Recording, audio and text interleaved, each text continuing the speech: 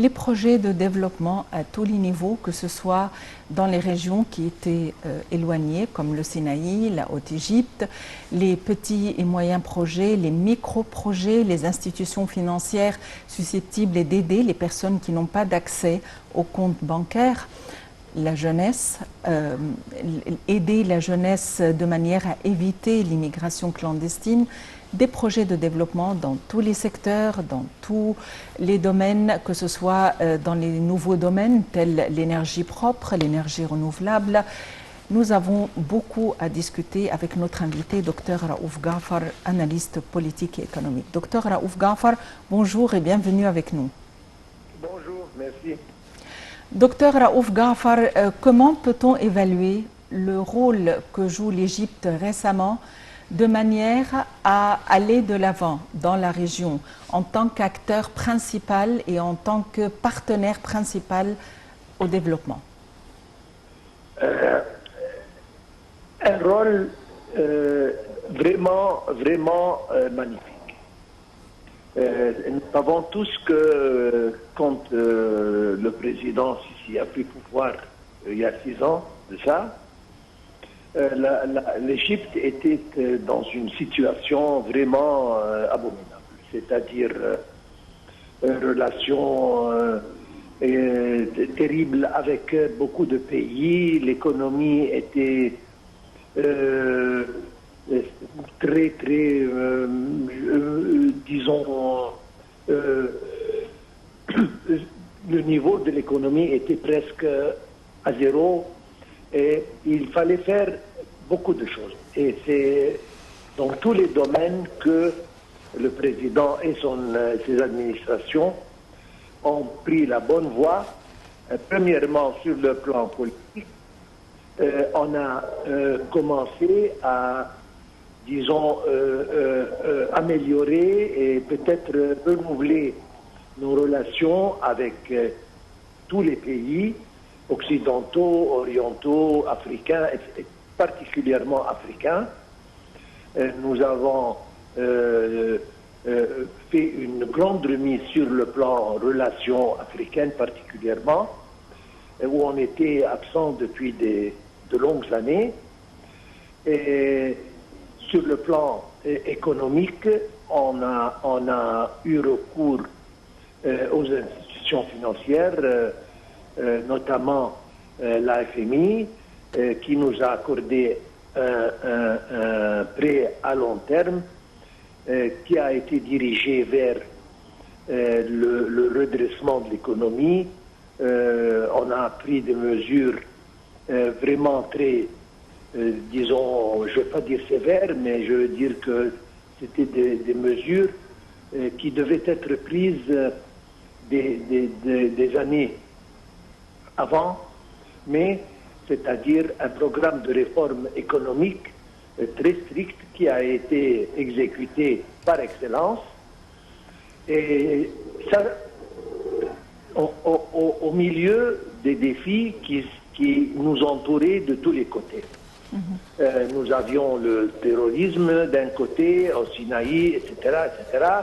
Nous avions les frères supposément musulmans qui à l'intérieur, nous avions la corruption qui a atteint pratiquement tous les domaines, c'est-à-dire au milieu de tout ça, on a commencé un plan de redressement, un plan bien étudié, une planification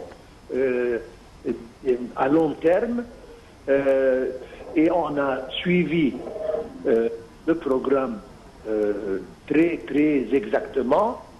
Et on a recommencé à atteindre notre placement déservé, c'est-à-dire un pays africain très important, et puis avec des relations avec l'Amérique, avec l'Europe et avec l'Asie impeccables.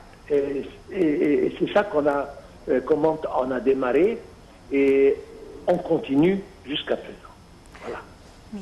Docteur Raouf Ghafar, comme vous l'avez mentionné, l'Égypte avait commencé depuis quelques années la réalisation d'un plan de réforme économique très ambitieux.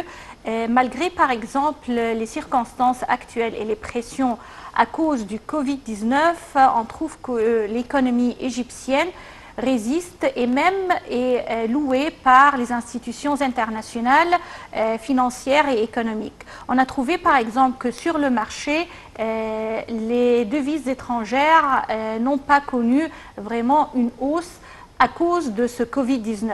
Les échanges commerciaux avec les autres pays, que ce soit les importations ou les exportations, marchent très bien. Selon vous, quels sont les éléments et les projets qui ont été réalisés, qui ont vraiment soutenu l'Égypte au fur et à mesure de ces circonstances vraiment qui pèsent sur le monde entier? Bon. Alors, premièrement, le programme de réforme économique a été une grande réussite et ça a transformé justement la situation économique égyptienne en un pays raisonnablement stable sur le plan économique. Et ça, c'est d'un côté. D'autre part, les projets, les méga-projets, infrastructures, réseaux routiers, énergie, électricité, etc., et ils ont pavé le chemin pour augmenter les investissements et pour donner la possibilité de nouvelles industries et de nouveaux projets pour prendre lieu. Oui. En troisième lieu, comme vous l'avez dit, les institutions internationales étaient toujours à notre côté pour nous aider à surmonter les difficultés. Et quand le Covid-19 malheureusement a apparu, donc ça a attaqué tout le monde, mais grâce à ce que je viens de dire, l'économie égyptienne a pu se soutenir et a pu surpasser les difficultés que tout le monde a confrontées. Oui. Et on continue. Au contraire, nos exports, par exemple, exportations particulièrement de produits agraires, etc., ont augmenté. Nous avons pu diminuer nos importations de façon à garder notre économie le plus stable possible. Et Oui. ça, ce n'est pas moi qui dis ça, mais ce sont les agences internationales occupées d'évaluation d'économie internationale qui a donné son témoignage que l'économie égyptienne est stable pour le futur proche. Donc, c'était grâce à toutes ces mesures qu'on a bien passé les temps très difficiles à propos du Covid-19 et on continue. Oui. Et puis encore, on a appris une grande leçon, c'est qu'on doit dépendre sur nous-mêmes. Et c'est pour ça qu'on a vu l'État, le président, qui encourage et qui présente une initiative après l'autre pour Oui, pour l'industrialisation, pour encourager tout ce qui est égyptien, la production égyptienne. Et surtout dans les produits d'aliments, c'est-à-dire produits agraires, d'alimentation, pour ne pas dépendre sur quelqu'un d'autre. Et nous voyons que ça, nous commençons à voir maintenant que ça a été une chose très intelligente et une leçon qu'on a vraiment bien, disons, appris. Et c'est pour ça que nous continuons. Vous avez mentionné dans votre introduction les projets, micro-projets et les projets moyens et petits projets. Encore une fois, c'est une initiative et un encouragement du président et de la Banque centrale et des ministres occupés pour encourager les individus égyptiens et égyptiennes à établir leurs projets avec un minimum d'investissement. Oui.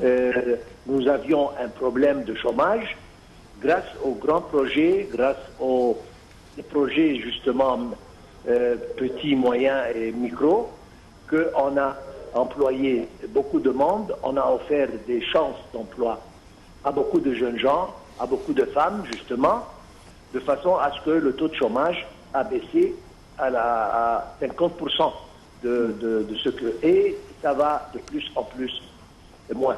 Donc, je veux dire que la chose admirable, c'est que on a réussi de prendre la bonne voie et travailler parallèlement dans tous les domaines. À l'extérieur, à l'intérieur, politique, économique, etc.